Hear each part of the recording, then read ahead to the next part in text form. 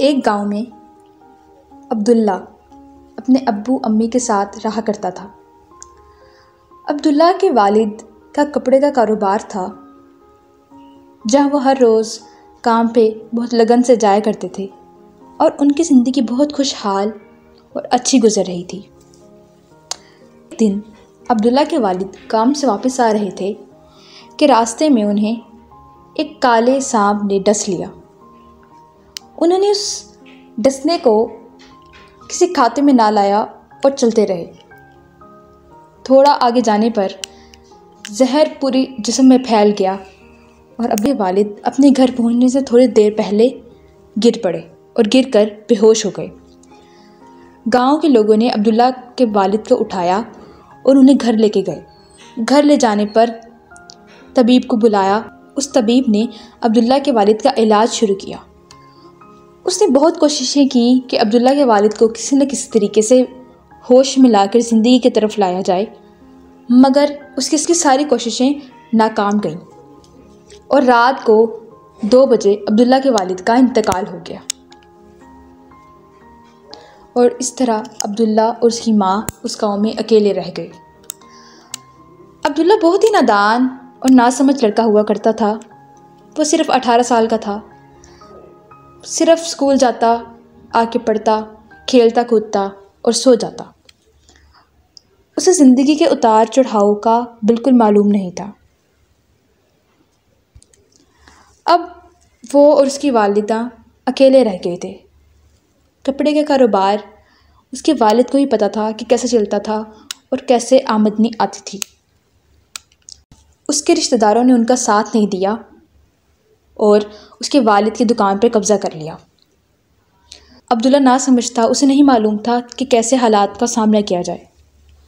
मगर अब्दुल्ला की माँ बहुत समझदार और साबिर खातून थी। उन्होंने अपने बेटे को समझाया, अक्ल और समझ दी कि हालात का मुकाबला कैसे करते हैं। सारे वाक़यात और हालात को देखते हुए अब्दुल्ला में समझदारी आई। उसने दुनिया के हर तरह के बुरे लोगों को देख लिया था। उसने अपने माँ से वादा किया कि मैं एक ना एक दिन बड़ा इंसान ज़रूर बनूंगा। और उसने वादा किया कि वो अपने वालिद और उनके साथ किए गए हर जुल्म का बदला लेगा। उसने अपनी माँ से कहा, वालिदा, हम क्यों ना इस गांव को छोड़कर किसी और गांव में चलते हैं। हो सकता है वहाँ पे लोग बेहतर हों और हमारी कोई ज़िंदगी बदल जाए और हमें कोई रास्ते दिख जाएं। उसकी माँ ने अपनी बेटी की बात मान ली। फिर अगले ही दिन अब्दुल्ला ने अपने घर को बेचने के लिए इश्तिहार लगाया। उनका घर बिकते ही जितने पैसे वसूल हुए, अब्दुल्ला और उसकी माँ ने वो पैसे लिए और दूसरे गांव में मुंतकिल हो गए।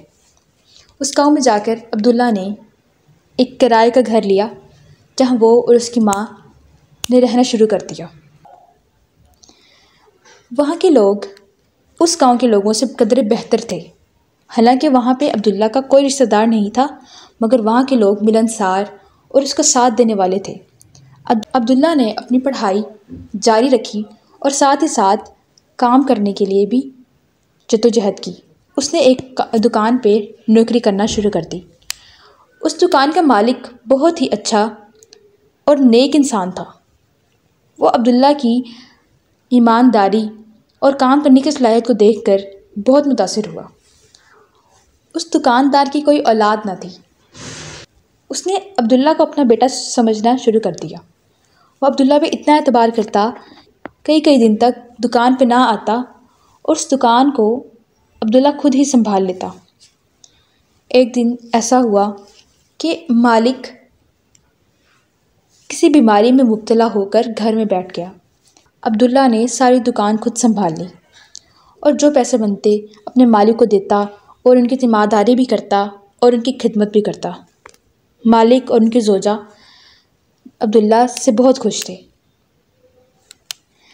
एक दिन ऐसा हुआ कि मालिक की बीमारी बहुत बढ़ गई और तबीब ने कहा कि ये बस कुछ दिन ही ज़िंदा रह सकते हैं। इन सब हालात को देखते हुए मालिक ने सोचा कि मेरी तो कोई औलाद नहीं है। अब्दुल्ला ने मेरा कितना साथ दिया जब मैं मुश्किल में था मुझे छोड़कर नहीं भागा, तो क्यों ना मैं उसे कोई ना कोई कुछ ना कुछ इनाम ज़रूर दूँ। मालिक ने यह फ़ैसला किया कि वो दुकान का आधा हिस्सा अब्दुल्ला के नाम कर देगा, और उसने अब्दुल्ला के नाम आधी दुकान कर दी। फिर इस तरह मालिक का इंतकाल हो गया। उसके बाद अब्दुल्ला ने खूब मेहनत और लगन से उस दुकान में काम किया और इतनी अच्छी तजारत की कि उसने उस दुकान के ज़रिए से 2 दुकानें और भी ख़रीद लीं। उसने इतनी मेहनत की और इतनी लगन से काम किया कि उसका नाम अब दूसरे गांव में भी जानने और पहचानने लग गया। सब जानने लग गए कि अब्दुल्ला एक बहुत अच्छा और समझदार कारोबार करने वाला शख्स है। वो तजारत में बहुत महारत रखता था।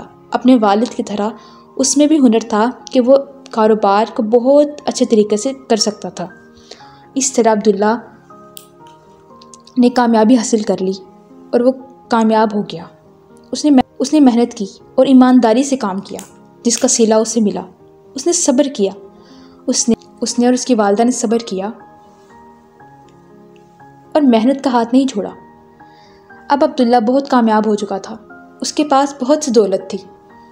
वो चाहता तो बहुत से बदले ले सकता था, मगर वो वापस गया अपने गांव में। वहाँ जाकर सब अपने रिश्तेदारों से मिला। उनसे बस यही बात कही कि जब भी कभी आपके कोई अपना मुश्किल में हो तो उसको छोड़ते नहीं, बल्कि उसका साथ देते हैं। सब रिश्तेदार शर्मिंदा हो गए।